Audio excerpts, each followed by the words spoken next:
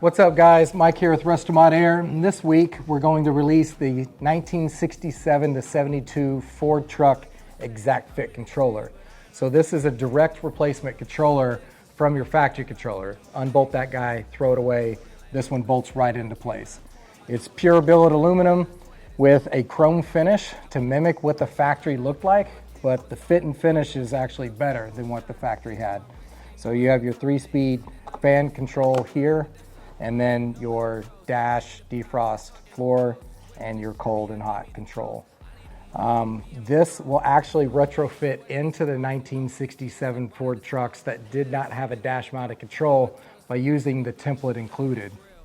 If you guys watched the episode last week, we released the 67 to 72 under dash bezels, and now we have the controller to match that. And so next week we will be releasing something again for the 67 to 72 Ford trucks because those are so popular. So stay tuned. Appreciate it. Yeah. Oh my God, what she saying, say it loud, yeah. I can't respect it. I'm in the gym, but I am not flexing. Came from a Ford, I'm needing a